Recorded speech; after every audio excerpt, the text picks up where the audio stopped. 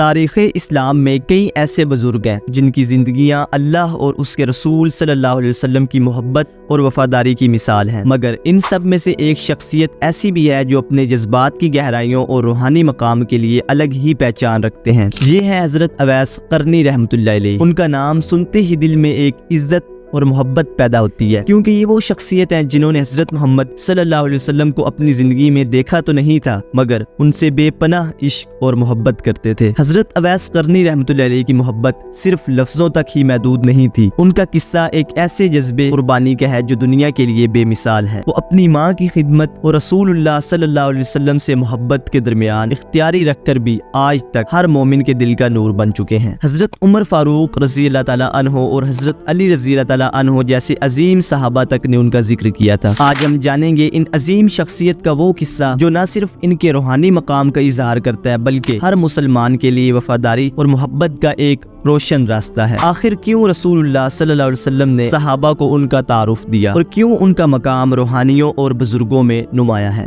حضرت اویس قرنی رحمۃ اللہ علیہ کی زندگی کا آغاز ایک بہت ہی سادہ اور خدمت گزار طریقے سے گزرا۔ آپ کا پورا نام اویس بن عامر تھا اور آپ یمن کے ایک قبیلے کرن سے تعلق رکھتے تھے، جس کے سبب آپ کو کرنی کے لقب سے یاد کیا جاتا ہے۔ آپ کا گھرانہ اپنی دینداری اور ایمان کے لیے مشہور تھا اور آپ کی پرورش اسی روحانی اور ریلیجیس ماحول میں ہوئی۔ حضرت اویس قرنی رحمۃ اللہ علیہ کی زندگی کا بہت بڑا حصہ اپنی ماں کی خدمت میں گزرا۔ آپ بہت ہی محب والدین تھے اور اپنی ماں کے لیے قربانی اور محبت کی مثال قائم کی۔ آپ کی ماں بہت ہی بیمار رہتی تھیں اور آپ ان کی خدمت میں اپنی زندگی کا ہر لمحہ گزارتے تھے، اور اسی لیے آپ مدینہ منورہ بھی نہیں جا سکے، جبکہ آپ رسول اللہ صلی اللہ علیہ وسلم کی زیارت اور ان سے ملاقات کا انتہائی شوق رکھتے تھے۔ لیکن ماں کی خدمت کو پہلے رکھنا آپ کی زندگی کی ایک بہت بڑی قربانی کا پہلو تھا۔ حضرت اویس رحمۃ اللہ علیہ نے ماں کی خدمت کو اپنے سب سے بڑے فرض کے طور پر انجام دیا۔ جب آپ کے قبیلے والوں نے کہا کہ اے اویس جاؤ رسول اللہ صلی اللہ علیہ وسلم کی زیارت کر آؤ،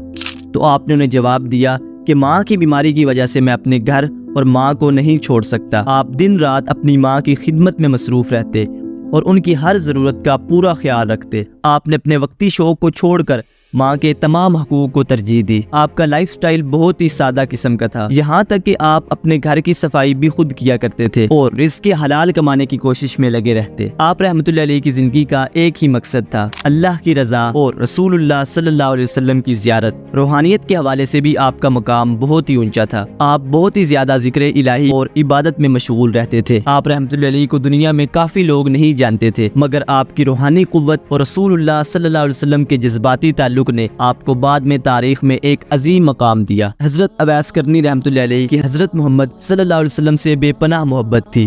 حالانکہ آپ نے کبھی ان کا دیدار نہیں کیا تھا، مگر دل میں زیارت کی محبت اور چاہت بہت رکھتے تھے۔ انہوں نے اپنی پوری زندگی رسول اللہ صلی اللہ علیہ وسلم کی تعلیمات پر عمل کیا۔ حضرت اویس قرنی رحمۃ اللہ علیہ آپ صلی اللہ علیہ وسلم سے اتنی محبت کرتے تھے کہ جب احد کی جنگ میں آپ کو رسول اللہ صلی اللہ علیہ وسلم کے دانت مبارک شہید ہونے کی خبر ملی تو آپ نے بھی اپنے سارے دانت توڑ دیے، یہ سوچتے ہوئے کہ اگر رسول اللہ صلی اللہ علیہ وسلم کو تکلیف پہنچی ہے تو میں کیسے خوش رہ سکتا ہوں۔ آپ رحمۃ اللہ علیہ اس قدر اعلیٰ مقام کے شخص تھے کہ رسول اللہ صلی اللہ علیہ وسلم خود اپنی محفل میں کئی صحابہ کرام کے سامنے اویس قرنی رحمۃ اللہ علیہ کی تعلیمات، ان کے مقام کے بارے میں آگاہ کیا کرتے تھے، اور یہ سب ماں کی خدمت کے بدولت ہوا۔ ایک مرتبہ اویس قرنی رحمۃ اللہ علیہ نے اپنی والدہ سے اجازت مانگی، کہا کہ میں نے نبی کریم صلی اللہ علیہ وسلم کا دیدار کرنا ہے۔ پہلے تو آپ کی والدہ نے کہا کہ بیٹا میں بہت بیمار ہوں، مجھے اکیلا مت چھوڑ کے جاؤ۔ آپ نے دوبارہ والدہ سے کہا تو آپ کو اجازت تو مل گئی، مگر والدہ نے کہا کہ بیٹا خدمت کرنے والا پیچھے دوسرا کوئی نہیں ہے، تم جلدی لوٹ آنا۔ تو آپ اپنی والدہ سے خوشی سے اجازت مانگتے ہوئے مدینہ طیبہ روانہ ہو گئے۔ مدینہ پہنچے تو آپ کو پتہ چلا کہ رسول اللہ صلی اللہ علیہ وسلم تو کہیں سفر پر تشریف لے گئے ہیں اور معلوم بھی نہیں کہ کب وہ آئیں گے۔ اویس قرنی رحمۃ اللہ علیہ تھوڑا پریشان ہو گئے اور تھوڑی دیر وہاں بیٹھ گئے، مگر آپ کو والدہ کی بھی ٹینشن ہونے لگی، اور والدہ کا حکم جب آپ کو یاد آیا تو آپ وہاں نہ ٹھہرے اور واپس آ گئے۔ جب نبی کریم صلی اللہ علیہ وسلم واپس تشریف لائے تو آپ کو بتایا گیا کہ اس طرح کا ایک بندہ آیا تھا، ملاقات کرنا چاہتا تھا، زیارت کرنا چاہتا تھا آپ کی، چونکہ آپ نہیں تھے اور شاید ان کو بھی جلدی تھی تو واپس چلے گئے۔ نبی کریم صلی اللہ علیہ وسلم اس بات کو سن کر بہت خوش ہوئے، چنانچہ کتابوں میں لکھا ہے کہ نبی کریم صلی اللہ علیہ وسلم نے اپنا ایک جبہ مبارک حضرت عمر رضی اللہ تعالیٰ عنہ اور حضرت علی رضی اللہ تعالیٰ عنہ کے حوالے فرمایا اور کہا کہ اس بندے کا نام اویس ہے، کرن قبیلے کا ہے۔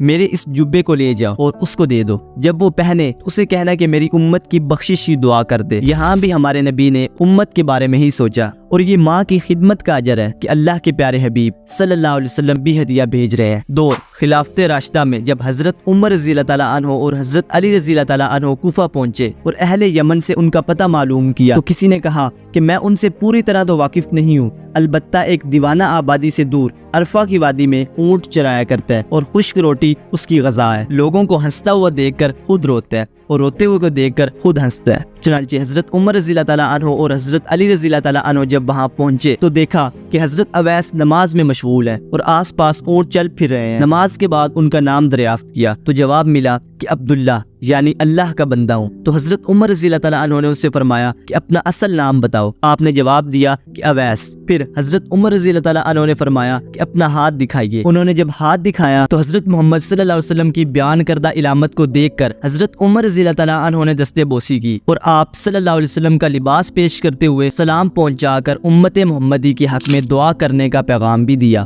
یہ سن کر اویس کرنی رحمۃ اللہ علیہ نے عرض کیا کہ آپ خوب اچھی طرح دیکھ بھال کر لیں، شاید وہ کوئی دوسرا فرد ہو جس کے متعلق حضرت محمد صلی اللہ علیہ وسلم نے نشاندہی فرمائی ہے۔ حضرت عمر رضی اللہ تعالیٰ عنہ نے فرمایا جس علامت کی حضرت محمد صلی اللہ علیہ وسلم نے ہمیشہ نشاندہی فرمائی ہے وہ آپ میں موجود ہے۔ یہ سن کر اویس کرنی رحمۃ اللہ علیہ نے عرض کیا کہ اے عمر، تمہاری دعا مجھ سے زیادہ کیسے بہتر ہو سکتی ہے؟ تو آپ نے فرمایا کہ میں تو دعا کرتا ہی رہتا ہوں، البتہ آپ کو حضرت محمد صلی اللہ علیہ وسلم کی وصیت کو پورا کر لینا چاہیے۔ چنانچہ حضرت اویس رحمۃ اللہ علیہ نے حضور اکرم صلی اللہ علیہ وسلم کا لباس مبارک کچھ فاصلے پر لے جا کر اللہ تعالیٰ سے دعا کی کہ یا رب، جب تک تو میری سفارش پر امت محمدی کی مغفرت نہ کر دے گا تب تک میں سرکار دو عالم کا یہ لباس ہرگز نہیں پہنوں گا، کیونکہ تیرے نبی نے امت کو میرے حوالے کیا ہے۔ اور کچھ وقت تک اسی میں مشغول رہے اور رو رو کر دعا مانگ رہے تھے۔ چند لمحے گزرنے کے بعد حضرت عمر رضی اللہ تعالیٰ عنہ اور حضرت علی رضی اللہ تعالیٰ عنہ آپ کے قریب آ گئے۔ تو اویس کرنی رحمۃ اللہ علیہ نے کہا کہ آپ سامنے کیوں آ گئے ہیں؟ میں تو جب تک پوری امت کی مغفرت نہ کروا لیتا تب تک اس لباس کو کبھی نہ پہنتا۔ یہ امت کو پیغام پہنچانے کے لیے کہ ماں کا کیا مقام ہے۔ حضرت عمر رضی اللہ تعالیٰ عنہ حیران رہ گئے تھے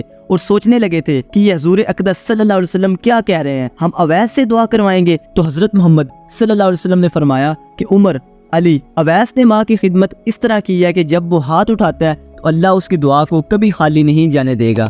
نیکسٹ ویڈیو انشاءاللہ بہت ہی امیزنگ ہونے والی ہے، so stay tone, keep watching, thank you, جزاک اللہ خیرن۔